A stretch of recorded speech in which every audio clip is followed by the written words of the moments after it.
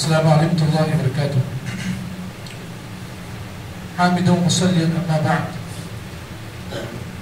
اعوذ باللہ من الشیطان الرجیم. بسم اللہ الرحمن الرحیم. وعن ابی ہریرہ رضی اللہ تعالی عنہ مرفوعا ما من يوم يصبح العباد فيه الا ملكان ينزلان ويقول احدهما اللهم اعطي منفقا خلفا ويقول الآخر اللهم أعطي ممسكا تلفا. رواه متفق علیہ. صحیح بخاری اور صحیح مسلم کی حضرت ابو ہریرہ رضی اللہ تعالیٰ عنہ کی روایت کردہ حدیث آپ حضرات کے سامنے میں نے پیش کی ہے. اس طرح یہ گفتگو چل رہی ہے کہ آدمی کا اپنے بیوی بچوں پر خرچ کرنا اس کی کیا فضیلت ہے، اور اگر کوئی آدمی اپنے بیوی بچوں پر اپنا مال خرچ کرتا ہے تو اس کے خرچ کرنے کی صورتیں کیا ہیں. اللہ کے نبی صلی اللہ علیہ وسلم کی احادیث کے مختلف احادیث کے ذریعے سے آپ کے سامنے ان باتوں کو پیش کیا گیا. آج بھی اسی سلسلے کی ایک حدیث میں نے آپ حضرات کے سامنے پیش کی ہے. حضرت ابو ہریرہ رضی اللہ تعالیٰ عنہ سے روایت ہے، نبی اکرم صلی اللہ علیہ وسلم نے ارشاد فرمایا ما من یوم یصبح العباد فیہ، ہر وہ دن جب بندہ صبح کرتا ہے تو اللہ تعالیٰ کے حکم سے دو فرشتے آسمان سے زمین پر نازل ہوتے ہیں.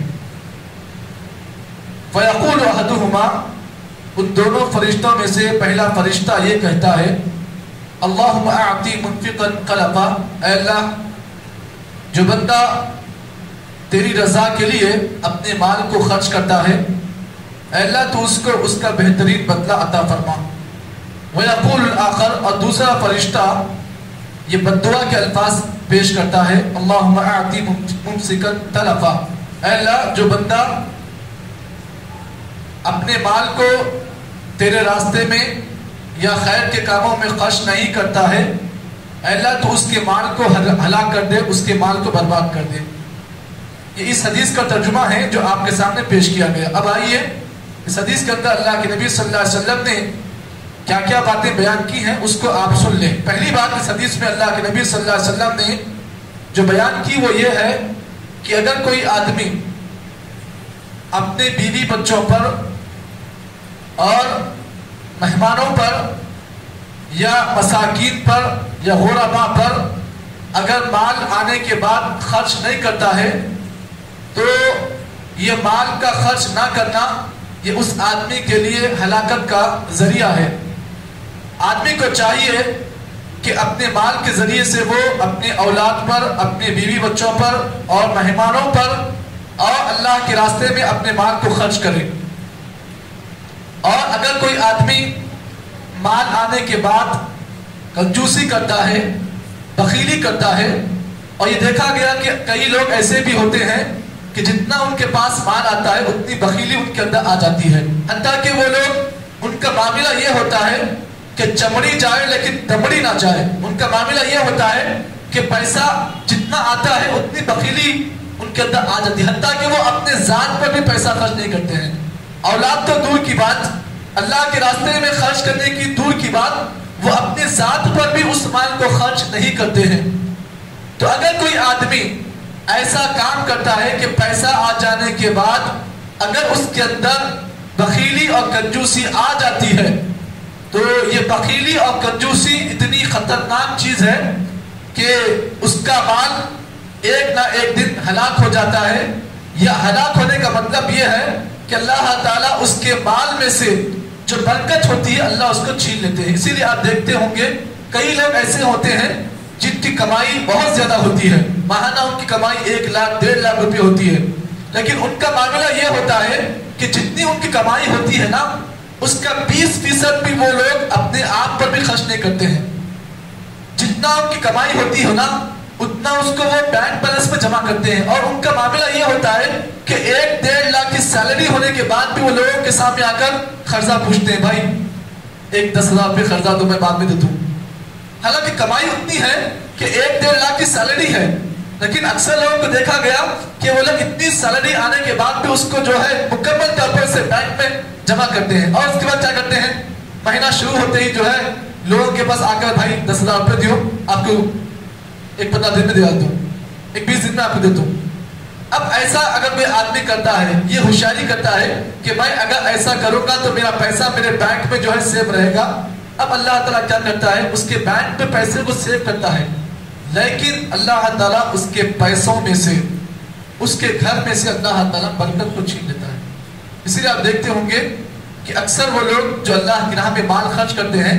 ان کے گھر کا معاملہ یہ ہوتا ہے کہ ان کی کمائی مختصر ہوتی ہے، لیکن گھر میں اللہ تعالیٰ برکت اللہ تعالیٰ ایسی نازل کرتے ہیں کہ وہ لوگ مختصر کمائی میں ان کا ماہانہ جو خرچ ہوتا ہے مکمل طور پر پورا ہو جاتا ہے۔ لیکن بعض ایسے بھی لوگ آپ ان کے گھر کو دیکھے ہوں گے کہ ان کی کمائی ماہانہ جو ہے اتنی زیادہ ہوتی ہے، لیکن ان کے گھر میں جو برکت کا جو معاملہ ہوتا ہے نا، بہت جلدی ختم ہو جاتا ہے۔ اناج یا پھر ترکاری یا پھر جو بھی روزمرہ کی چیزیں ہیں بہت جلدی ختم ہو جاتی ہیں۔ یہ کیوں ہوتا ہے؟ اس لیے ہوتا ہے کہ جب کوئی آدمی اللہ کی راہ میں یا پھر اپنے بیوی بچوں پر یا اپنے ضروری اشیاء پر یا اپنے آپ پر اگر مال کو خرچ نہیں کرتا ہے تو ایسا آدمی جو ہے اللہ تعالیٰ اس کے مال سے برکت کو اللہ چھین لیتا ہے۔ اب یہاں پر بعض ایسے بھی لوگ ہوتے ہیں جو کوئی مہمان آتا ہے،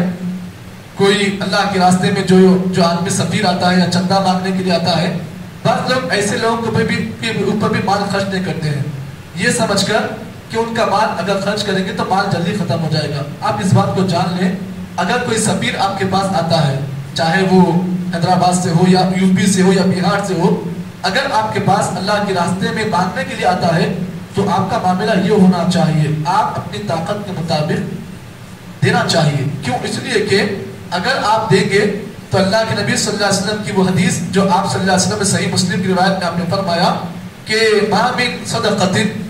ما من یوم نقصت فی صدقہ، اگر کوئی آدمی ایک دن میں اللہ کے راستے میں کچھ صدقہ کرتا ہے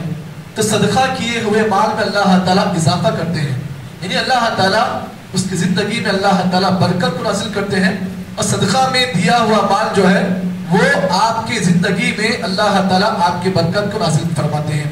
اب یہاں پر آپ اس بات کو بھی جان لیں، نبی اکرم صلی اللہ علیہ وسلم نے اس حدیث کے اندر یہ مسئلہ بیان کیا ہے کہ اگر کوئی آدمی جس کے پاس پیسہ بھی ہے اور کمائی بھی ہے، لیکن وہ آدمی اپنے رشتہ داروں پر، اپنے آپ پر یا اپنے بچوں پر خرچ نہیں کرتا ہے، اب یہاں پر فرشتوں کی وہ آدمی بد دعا کا مستحق ہو جاتا ہے۔ اس حدیث سے بعض محدثین نے یہ مسئلہ نکالا ہے کہ اگر کوئی آدمی اللہ کے راستے میں کوئی مال خرچ کرتا ہے یا اپنے بیوی بچوں پر مال خرچ کرتا ہے اور خرچ کرنے کا انداز کیسا ہوتا ہے، زیادہ خرچ کرتا ہے، تو اس کے لیے خیر کی دعا کرنا جائز ہے کہ اللہ تعالیٰ آپ کے مال میں برکت دے۔ جتنا زیادہ خرچ کرتا ہے نا اتنی زیادہ آپ دعا دیں،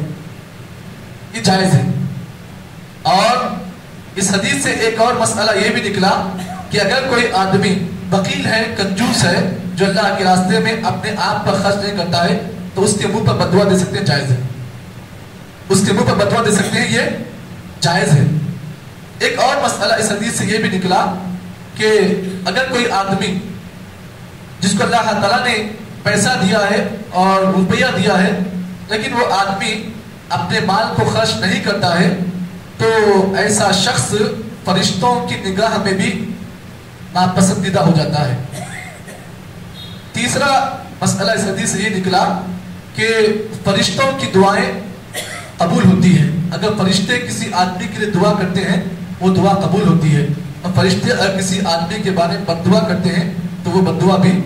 قبول ہوتی ہے۔ یہ تین مسائل اس حدیث سے میں نے آپ کے سامنے پیش کی ہے۔ اللہ تعالیٰ سے ہم دعا کرتے ہیں کہ اللہ تعالیٰ مجھے اور آپ کو جتنی باتیں اس حدیث کی روشنی میں بتائی گئی ہیں اللہ صحیح معنی میں عمل توفیق عطا فرمائے۔ سبحان اللہ بحمدہ، سبحانک اللہم بحمدک، نشہد ان لا الہ الا انت، نستغفرک و نتوب الیک۔